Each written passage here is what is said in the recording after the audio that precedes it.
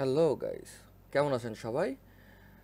আজকে আমরা দেখব যে কিভাবে আমরা রো এর রেন্ডার ওভারফ্লোড বাই সাম পিক্সেলস যে এররটা আসে আমাদের অ্যাপের মধ্যে, এটা কিভাবে একটু ফিক্স করতে পারি বা কিভাবে এটার একটু সহজ একটা সমাধান করা যায়। সো আমি এখানে একটা রো এর মধ্যে দেখতে পাইতেছেন যে আমি 8টা কালার নিছি। 8টা কালার নেওয়ার পরে রোটা রেন্ডার ওভারফ্লো বাই 339 পিক্সেল দেখাইতেছে। সো এটা আমরা ফার্স্টে একটা সলিউশন দেখব। সেটা হইতেছে যে wrap this widget in a single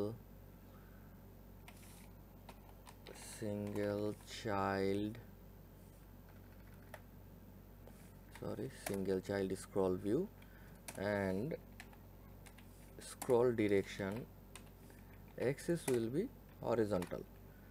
so সেক্ষেত্রে আমাদের কি হবে, আমাদের প্রত্যেকটা কালার্ড কন্টেনারগুলা কি করতেছে, লেফট টু রাইট স্ক্রল করতেছে অ্যান্ড আমাদের প্রবলেমটা সলভ হয়ে গেছে। সো এটার আরও একটা সহজ সলিউশন আছে, সেটা আমরা আজকে দেখব। সেটার নামটা আমি আগেই নিতেছি না। সো আপনারা একটু গেস করেন কি হতে পারে নামটা।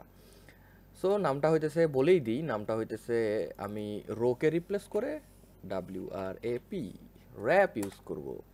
র্যাপ ইউজ করলে আমার কি হবে, আমার যে 8টা কালার আছে 8টা কালারকে ও আমার ফিটেড স্ক্রিনের মধ্যে ফিট করে দিবে, সেটা ও 2 লাইনে হোক 3 লাইনে হোক। সো এখানে দেখা যাইতেছে যে এখানে একটার সাথে আরেকটা লেগে আছে, এটাও আমরা ফিক্স করতে পারবো স্পেসিং দিয়ে। স্পেসিং যদি আমি 8.0 ইউজ করি, দেন এটা আমার দেখাইতেছে যে 3 লাইন হয়ে গেছে। দেন আমি রান স্পেসিং যদি ইউজ করি, রান স্পেসিং 8.0 যদি আমি ইউজ করি, তাহলে আমার ভার্টিক্যালি যে রোগুলা গেছে এটার মধ্যে একটা স্পেসিং দিয়ে দিবে।